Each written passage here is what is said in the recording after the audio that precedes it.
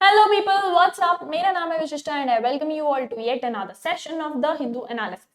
आज हम डिस्कस करने वाले हैं कि 24th, 25th, 26th and 27th of January को क्या क्या हुआ है। So without any further delay शुरू करते हैं। सबसे पहली खबर ही ट्रेन डिरेलमेंट की आई है।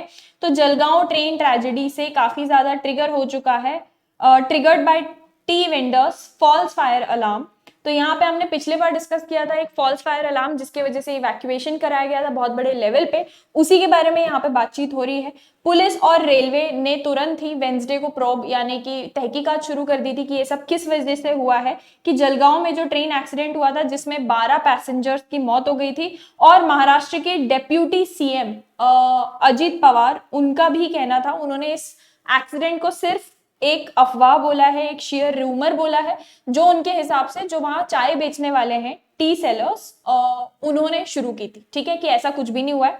ये एक पूरा जो ट्रेन एक्सीडेंट की खबर आई थी जिसमें 12 लोग मर गए थे फायर के वजह से, this was just a rumour, ऐसा उनका कहना है। जलगांव के कलेक्टर आयुष प्रसाद का कहना था, उन्होंने पुलिस उनका ये कहना था कि पुलिस जो थी वो बाकायदा इन्वेस्टिगेट कर रही है कि ये क्रिमिनल कॉन्स्पिरेसी एंगल कहां से आ गया बीच में।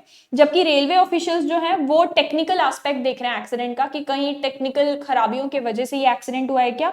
And they were also checking कि ट्रेन की स्पीड क्या थी उस टाइम पे, ब्रेक्स प्रॉपरली लग रहे थे कि नहीं लग रहे थे, और फायर ओरिजिनेट कहां से कर सकती है। ये सारी चीजों के ऊपर वो तहकीकात कर रहे थे। ठीक है, अगेन इसके ऊपर क्वेश्चन आना not a chance, but again आपके नॉलेज के लिए इंपॉर्टेंट है, सो आई डिस्कस्ड। ठीक है, coming on to the next important news.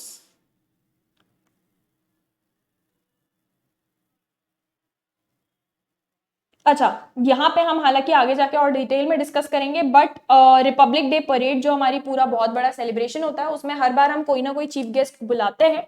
इस बार चीफ गेस्ट आए थे इंडोनेशिया के president Prabowo Subianto. 76th Republic day था ये हमारा। तो आपसे ये भी पूछा जा सकता है कौन सा रिपब्लिक डे था, और ये भी पूछा जा सकता है चीफ गेस्ट के तौर पे कौन आए थे और कहाँ के प्रेसिडेंट है वो। He is the president of Indonesia. ठीक है,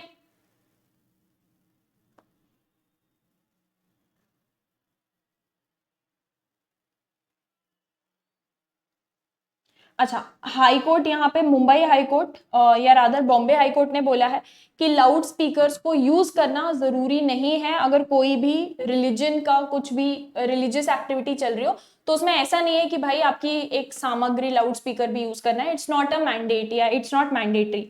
तो उनका कहना था use of loud speaker is not essential part of any religion. मतलब ऐसा नहीं है जैसे आप रिलीजियस प्रैक्टिस यज्ञ करते हो, यज्ञ में आपका हवन कुंड होना, पंडित होना, कुछ कुछ सामग्री होना जरूरी है, उसके बिना हो नहीं सकता। लाउड स्पीकर एसेंशियल नहीं है। लाउड स्पीकर तो बाद में इन्वेंट होकर आए ना, उससे पहले भी रिलीजियस प्रोसेशंस और ये सब होते थे। तो यही बोला है बॉम्बे हाई कोर्ट ने, डायरेक्टिंग लॉ इन्फोर्समेंट एजेंट्स, मतलब बेसिकली पुलिस को बोलते हुए कि भाई एक प्रॉम्प्ट एक्शन लिया जाए against loud speaker that violate the noise pollution norms and rules.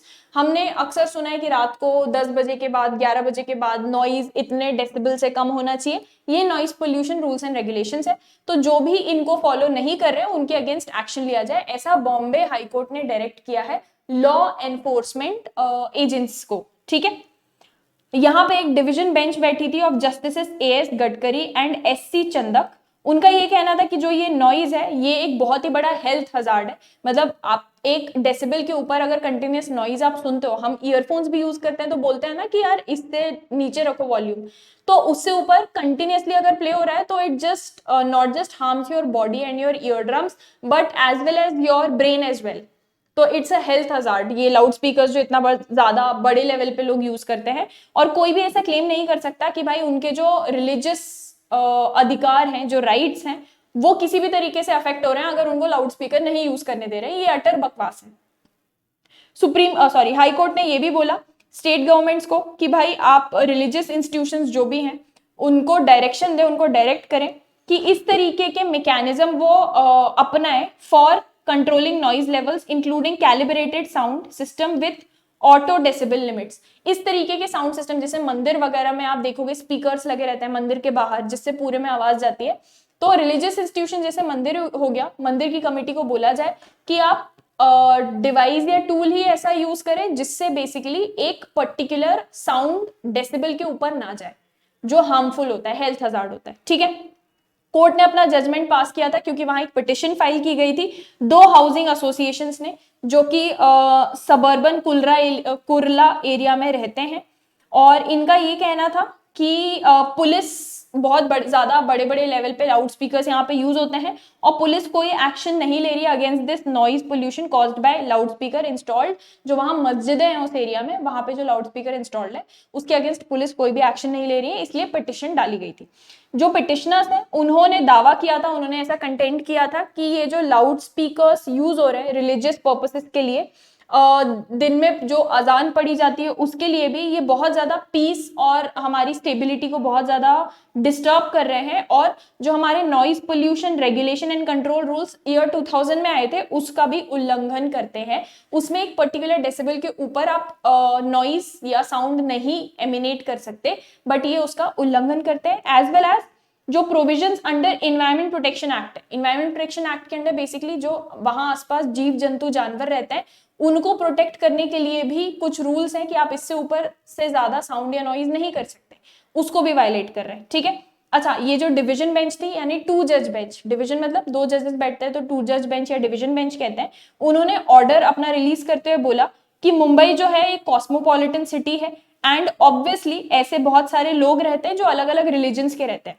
ठीक है, अगर हम उनको कोट करें तो उनका कहना था कि it is in public interest that such permission should not be granted, कि लाउड स्पीकर जो यूज करते हैं रिलीजियस इंस्टीट्यूशंस ये परमिशन नहीं ग्रांट करनी चाहिए, क्योंकि भाई हजारों रिलीजन के लोग रहते हैं यहाँ पे, उसमें हर रिलीजन को तुम इस टाइप की आजादी दोगे तो फिर ये आपस में ही लड़ जाएंगे। ऐसा नहीं है कि मस्जिदों को दो मंदिर को मत दो, मंदिर को दो मस्जिदों को मत दो, इस तरीके की परमिशन इन जनरल देनी ही नहीं चाहिए। ठीक है, ऐसी परमिशंस और लाउड स्पीकर अगर हम यूज करने से मना कर रहे हैं, इससे कोई आर्टिकल 19 या आर्टिकल 25 का कोई वायलेशन नहीं हो रहा है, क्योंकि ये आपका कोई फंडामेंटल राइट नहीं है। आपका फंडामेंटल राइट है कि आपका जो रिलीजन है आप उसको प्रैक्टिस करो, लेकिन फंडामेंटल राइट ये नहीं है कि रिलीजन को प्रैक्टिस करने में लाउड स्पीकर को यूज करो। ठीक है, सिंपल सी बात है।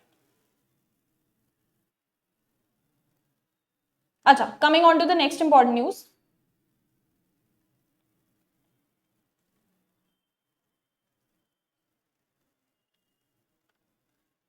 यहाँ पे हाई कोर्ट ने नोटिस दिया है राजस्थान गवर्नमेंट को, क्योंकि वहां एक पिटिशन फाइल हुई है चैलेंज करते हुए classification of trans people as OBC. तो यहाँ कहानी देखते हैं, काफी इंटरेस्टिंग सी है।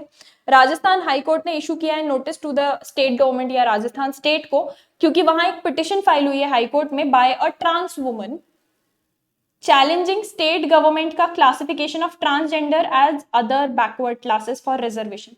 अब पब्लिक एजुकेशन इंस्टीट्यूशंस में रिजर्वेशन चलता है ना, रिजर्वेशन एससीज, STs, OBCs, economically weaker sections इन सबका होता है। राजस्थान स्टेट गवर्नमेंट ने public education and employment institutions में जो ट्रांस पीपल के लिए रिजर्वेशन है उनको ओबीसी अदर बैकवर्ड क्लासेस की कैटेगरी में डाल दिया है। इसके अगेंस्ट पिटिशन फाइल हुई है। ठीक है, यहाँ पे एक बेंच बैठी है chief justice Maninder Mohan Shrivastava and justice Nupur Bhati की। उन्होंने स्टेट गवर्नमेंट को बोला है कि भाई इस जो पिटिशन फाइल हुई है इसका आप रिस्पॉन्स दें, इसको आप रिप्लाई करें बेसिकली इसका विद इन अप्रोप्रिएट पीरियड। ठीक है, just give me a second.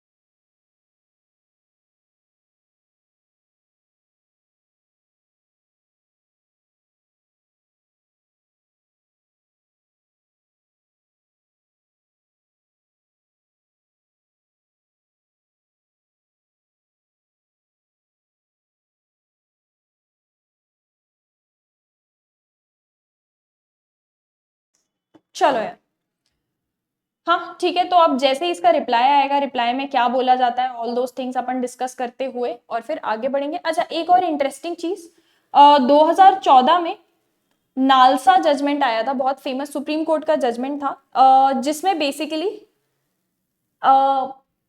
एक second, let me just get to that paragraph.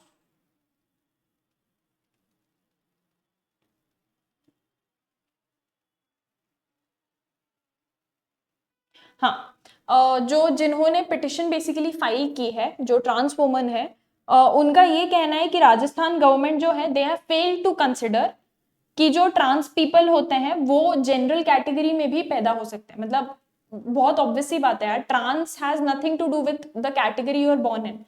Any trans person could also be born in unreserved या general category communities and even scheduled caste communities as well।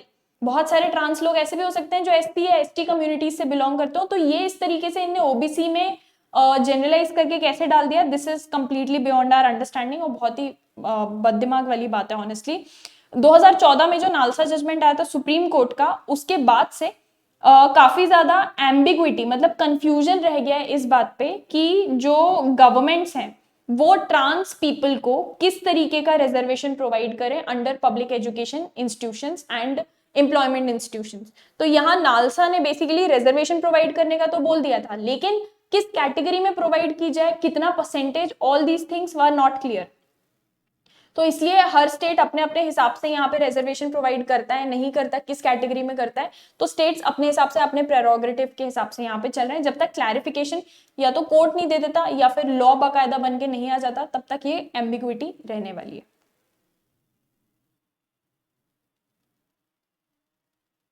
अच्छा, हमारी central government is yet to give approval to Tamil Nadu Kaveri south Vellar link project. तो ये another river link project है, जैसे Ken Betwa river link project उसी तरीके का एक है। तो सुप्रीम कोर्ट ने has found that the centre is yet to grant in principle approval, in principle मतलब ऑन पेपर जिससे काम शुरू हो पाए, to the Kaveri south Vellar link project. 4 साल पहले की ये बात चल रही थी और तमिलनाडु ने ऑलरेडी 4 साल पहले पिटिशन डाल चुकी है क्लियरेंस के लिए सेंटर के पास, लेकिन अभी तक क्लियरेंस नहीं मिला है। ठीक है, यहाँ पे एक बेंच बैठी थी, again division bench, 2 justices A S Ojha and justice A G Masih, इन दोनों की बेंच। इन्होंने बोला है कि जो ये एप्लीकेशन डाली थी तमिलनाडु ने और कर्नाटका ने भी, disposing of an application filed by Karnataka urging the top court to restrain neighboring state Tamil Nadu from proceeding with the work। तो कर्नाटका ने एक और पिटिशन डाली थी कोर्ट में, सॉरी सेंटर के पास, कि तमिलनाडु की ये जो पिटिशन है इसको अप्रूव ना किया जाए और इसको आगे ना बढ़ने दिया जाए इस काम को, ये जो लिंक प्रोजेक्ट है। ठीक है, बेंच जो है द डिवीजन बेंच, उन्होंने डिस्पोज ऑफ किया application while observing it was not necessary to consider Karnataka's interim plea for injunction as the request by Tamil Nadu for project clearance has still, मतलब उनका ये कहना है कि देखो पहले सेंटर अप्रूवल देगा, उसके बाद काम शुरू होगा, उसके बाद बेसिकली अगर आपको दिक्कत है, जैसे कर्नाटका को दिक्कत है, तो आप पिटिशन लेकर आओ। लेकिन अभी तो तमिलनाडु का जो प्रोजेक्ट है उसको सेंटर ने अप्रूव नहीं किया है, तो आप जो प्रॉब्लम एग्जिस्ट नहीं करती उस पर कहां से पिटिशन फाइल कर रहे हो, ऐसा सुप्रीम कोर्ट का कहना है। ठीक है, सिंपल सी बात है।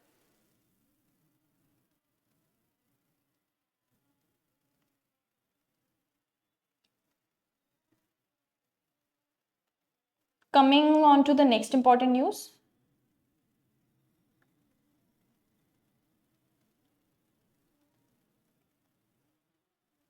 हाँ, मिस्टर विक्रम मिस्री जो हमारे फॉरेन सेक्रेटरी हैं वो बहुत ही जल्द बीजिंग जाने वाले हैं as India and China look to revive all dialogue mechanisms.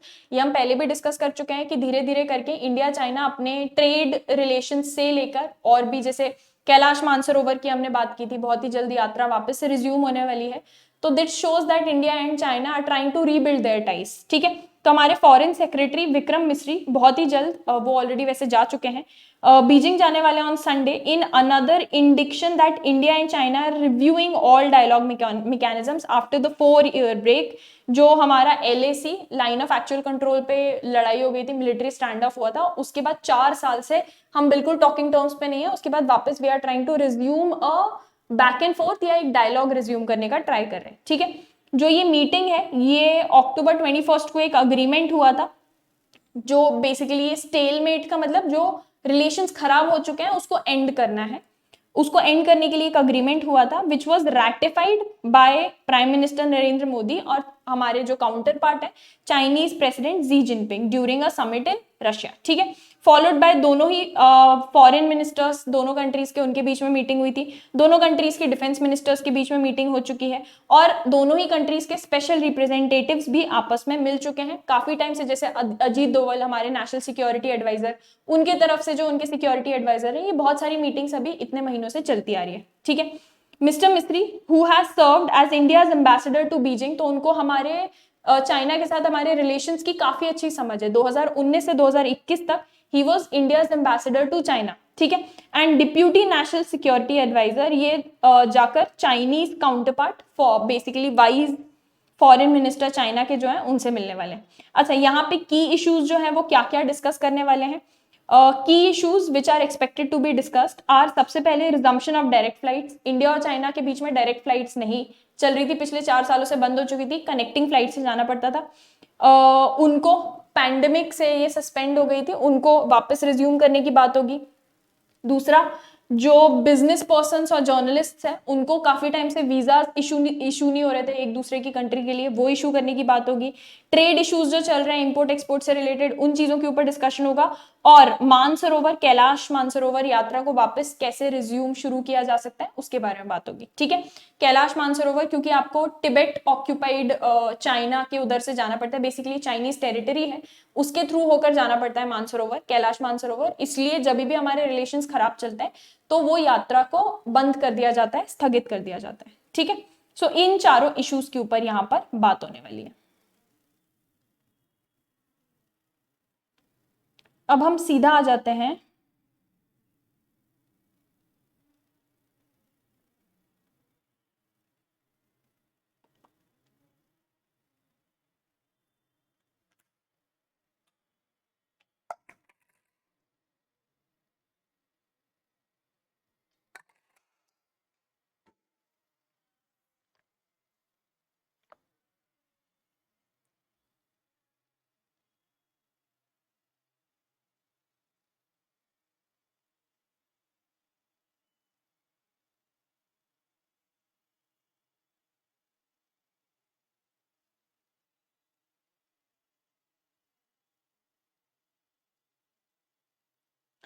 हाँ, पूजा खेडकर का पूरा केस हमने बहुत डिटेल में डिस्कस कर चुके हैं जितने बार पेपर में आया।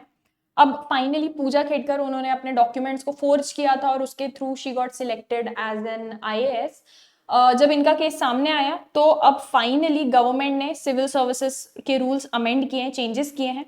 तो इन चेंजेस में क्या क्या है, ऑनलाइन सबमिशन ऑफ डॉक्यूमेंट जैसे कि educational, caste, physical disability certificate, ये मैंडेटरी कर दिया गया है फॉर कैंडिडेट्स जो भी प्रीलिम्स दे रहे हैं वहां पे ही। पहले मेंस के लिए सबमिट किया जाता था, प्रीलिम्स में ही करना पड़ेगा।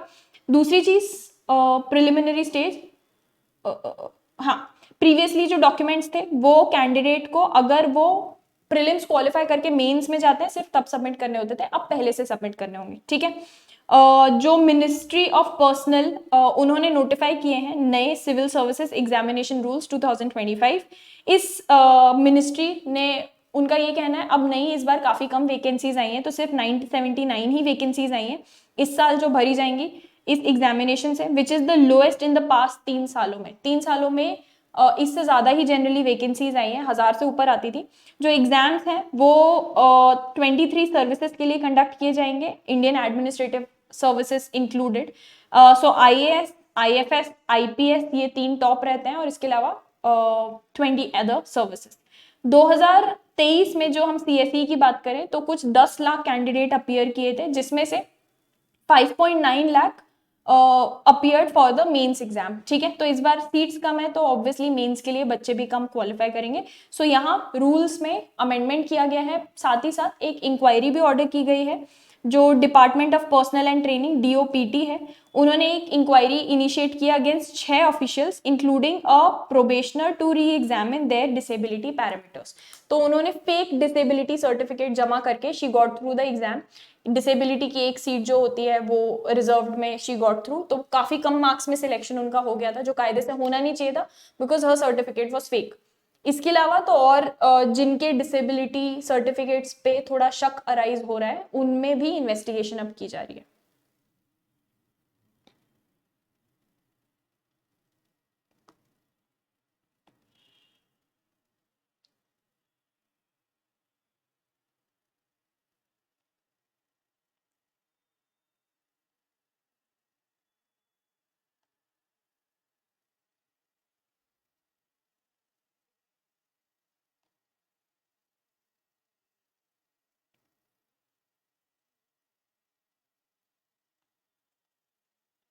सीधा आ जाते हैं वर्ल्ड न्यूज के ऊपर।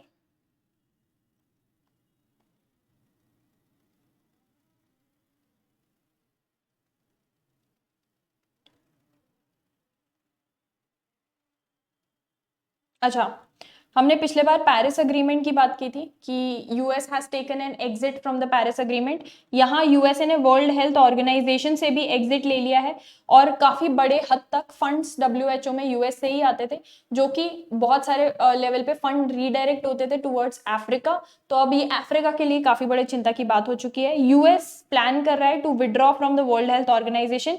इससे अफ्रीका के जो हेल्थ इनिशिएटिव्स हैं उनकी काफी खराब हालत हो जाएगी। जो Africa Centres for Disease Control and Prevention है, उनका ये कहना था, calling on African countries to find alternative source of financing. बहुत बड़े लेवल पे डब्ल्यूएचओ में फाइनेंसिंग यूएस प्रोवाइड करता था। ये executive order, again Donald Trump हाल ही में प्रेसिडेंट बने हैं, तो उन्होंने ये एग्जीक्यूटिव ऑर्डर साइन किया था जिसमें लिखा था वो डब्ल्यूएचओ से भी एग्जिट लेने वाले हैं।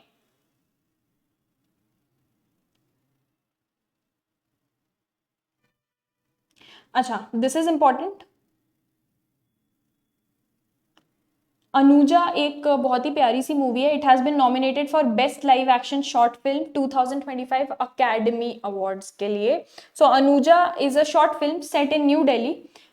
ऐसा बोलना है कि it has received a nomination, जीते नहीं है, नॉमिनेशन मिला है for live action short film category 97th academy awards यानी कि ऑस्कर्स के लिए। It is directed by Adam J Graves and Suchitra मत्तई। It competes against films like a lien and the last ranger. तो जो नॉमिनेशंस 2025 के Oscars के लिए हैं, विच वर 2 बार पोस्टपोन हो चुके थे ये, क्योंकि लॉस एंजलिस जहां पूरा हॉलीवुड बसा हुआ है वहां पे वाइल्ड फायर्स लग गई थी, तो नॉमिनेशंस पोस्टपोन कर दिए गए थे। फाइनली अब ये फाइनलाइज होके जा चुके हैं।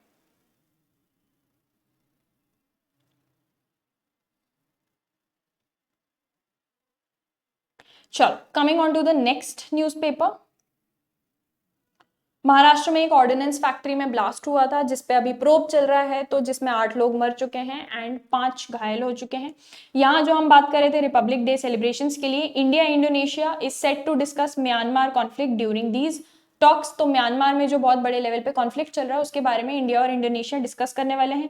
दोनों ही तरफ के फॉरेन मिनिस्टर्स बात करने वाले हैं आपस में, और ये क्राइसिस के बारे में क्या किया जा सकता है basically they are going to discuss. ठीक है, coming on to the next one.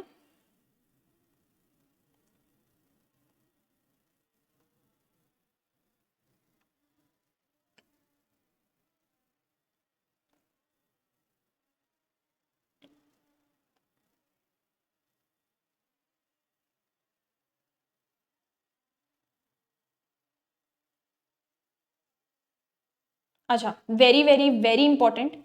India के नए एम्बेसडर बने हैं to Israel and his name is Jitendra Pal. तो India has named mister Jitendra Pal अभी currently the point person for Iran and Pakistan as well as special envoy for Afghanistan. ये तीनों countries का वो मोर्चा संभाले हुए हैं as it's next ambassador to Israel. Mister Singh he has held a number of important, आप जैसे समझ सकते हैं ईरान अफगानिस्तान जैसी जगहों को संभाल चुके हैं, तो dignitaries designations at the ministry of external affairs over the past few years. And उन्होंने हमारे external affairs minister S Jaishankar को भी काफी असिस्ट किया है in his office, as well as बहुत सारे important talks with Iran Pakistan Afghanistan भी उन्होंने हेड किए हैं। So he is probably the best person for this job, mister Jitendra Pal Singh.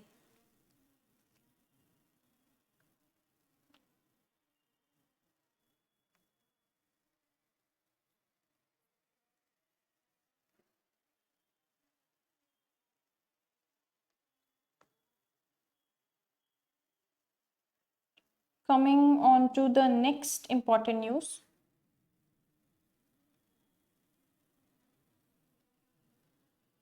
अच्छा, प्रलय इंडिया की पहली कोसाई बैलिस्टिक मिसाइल को शोकेस किया जाएगा रिपब्लिक डे परेड में। तो डीआरडीओ ने सेट किया है, क्योंकि डीआरडीओ इज द वन जिन्होंने ये जिन्होंने इसको डेवलप किया है। इस मिसाइल का नाम है प्रलय।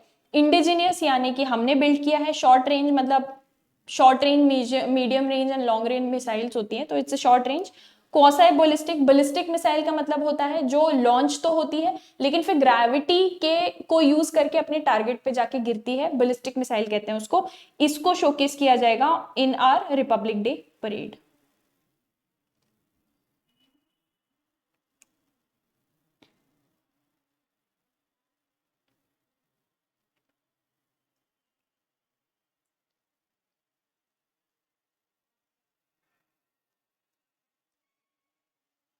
coming on to the next important news.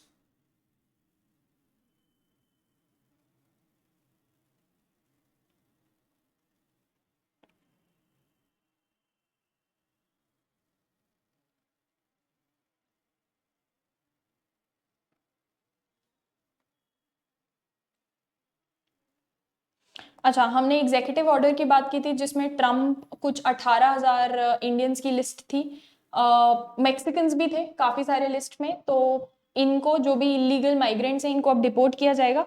तो hundreds of migrants have been arrested in USA क्योंकि the deportation drive has finally begun. Hundreds of migrants in the United States were arrested and others flown out of the country on military aircraft as the White House said president Donald Trump promise deportation operation has started. तो ये जो birth right citizenship उन्होंने ले ली है और सारे जो illegal migrants हैं उनको फाइनली डिपोर्ट कर रहे हैं, उसी के चलते people are being arrested and deported.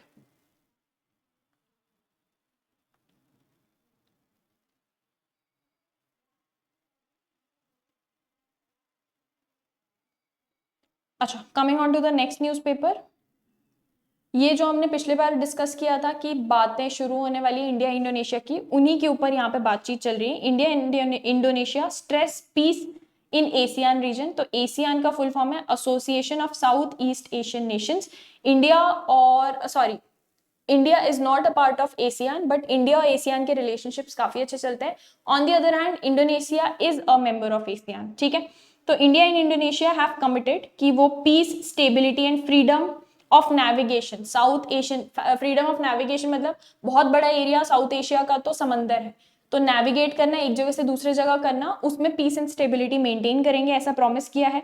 यहाँ पे जो हमारे प्राइम मिनिस्टर है, he was speaking after delegation level talks led by him and visiting Indonesian president, जो रिपब्लिक डे परेड के लिए आए हैं, Prabowo Subianto, who is also a chief guest हमारे यहाँ पे। मिस्टर सुबियांतो का ये कहना है कि ये जो बातचीत हुई है इंडिया और इंडोनेशियन के बीच में, it is very intensive and very Frank, मतलब कुछ भी बिना छुपाए हमने सब कुछ डिस्कस किया है। उन्होंने डिक्लेयर ये भी किया है कि जो बायलेटरल दोनों के साथ में चल रहे प्रोजेक्ट्स हैं, they would be expedited by cutting bureaucracy, मतलब ये फालतू की हरकतें, ब्यूरोक्रेसी को हटा के। और इंडोनेशिया जो है, it's going to send high level defence delegation to India. Indonesia is our important partner, ऐसा मोदी जी का कहना है, in the Asian and Indo Pacific region. दोनों ही कंट्री आपस में हमने कमिट किया है कि हम peace, security and prosperity maintain करेंगे और हम पूरे रीजन के डेवलपमेंट पे फोकस करेंगे, ना सिर्फ अपनी अपनी कंट्रीज के। साथ ही साथ में मिस्टर सुबियांतो ने इंडिया के सपोर्ट को भी थैंक किया है and he noted that his presence at the Republic Day celebrations on Sunday was continuation of the close bilateral ties between the two sides.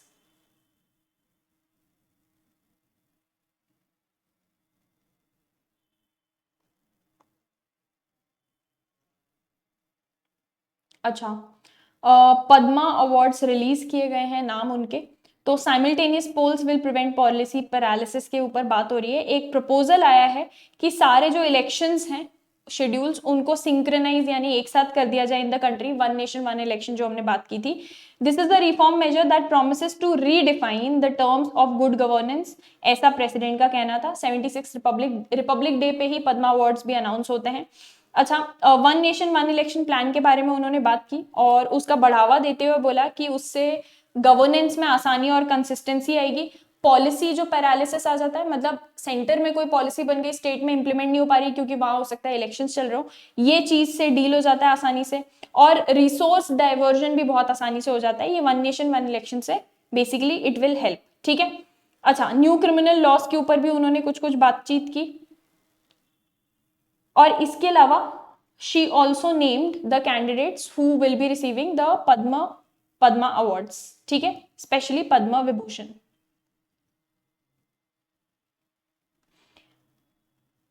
Trump धीरे धीरे करके अपने कैबिनेट को चुन रहे हैं, तो पीट हेग्सेथ नाम के एक हैं, उनको ट्रम्प ने डिफेंस सेक्रेटरी बनाया है।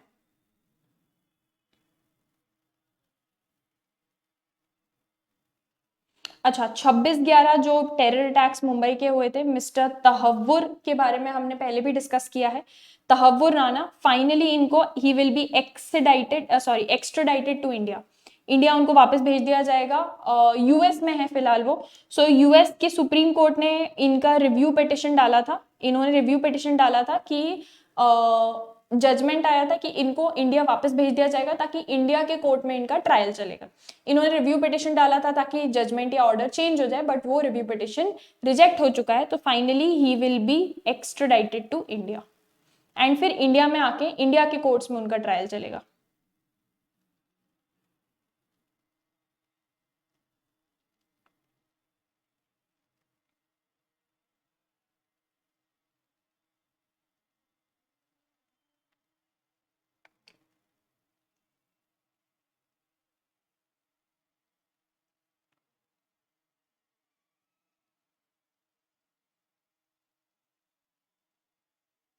अच्छा, यहाँ पे पद्म विभूषण अवार्ड और पद्म भूषण का अनाउंसमेंट हुआ है। तो 7 लोगों को पद्म विभूषण मिला है और 19 को पद्म भूषण मिला है। पद्म विभूषण में इंपॉर्टेंट कौन कौन है? मिस्टर दुव्वूर नागेश्वर रेड्डी, मेडिसिन की फील्ड में इनको मिला है। फिर जस्टिस JS खेकर, पब्लिक अफेयर्स की फील्ड में मिला है। कुमुदिनी रजनीकांत लाखिया, इनको आर्ट्स की फील्ड में मिला है। MT वासुदेवन नायर, इनको लिटरेचर में मिला है। लक्ष्मी नारायण सुब्रमण्यम, आर्ट्स की फील्ड में मिला है। ओसामू सुजुकी पोस्टोमसली, मतलब ही हैज पास्ड अवे, इनको ट्रेड की फील्ड में मिला है। And Sharda Sinha again posthumously art के फील्ड में मिला है। इनमें से जस्टिस JS खेकर हमारे पहले चीफ मिनिस्टर पहले चीफ जस्टिस रह चुके हैं हमारे ये। सो दिस इज इंपॉर्टेंट, ठीक है। बाकी 19 का आपसे पद्म भूषण अवार्डीज का नाम नहीं पूछा जाएगा, बट आपसे नंबर पूछा जा सकता है कि कितने लोगों को पद्म भूषण दिया गया है, ठीक है। इसके अलावा अगर हम डिफेंस के अवार्ड्स की बात करें तो 2 कीर्ति चक्र, 14 शौर्य चक्र एंड बाकी रेस्ट 93 टोटल गैलेंट्री अवार्ड्स दिए गए। कीर्ति चक्र और Shaurya Chakra are peace time awards, not war time awards, ठीक है।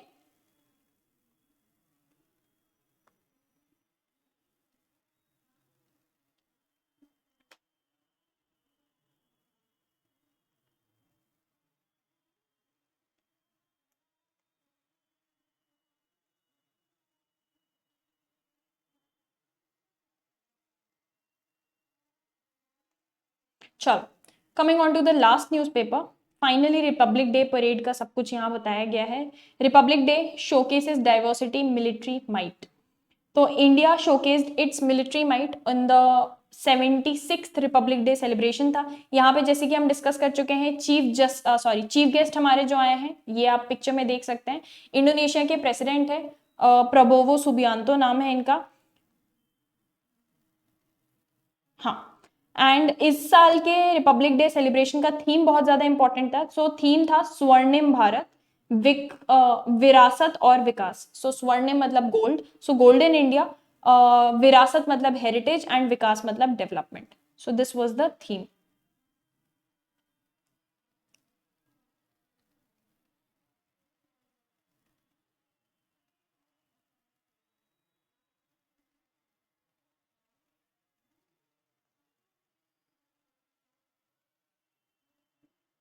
या so probably that's all that is important इस पिछले 3-4 दिन के न्यूज़पेपर से।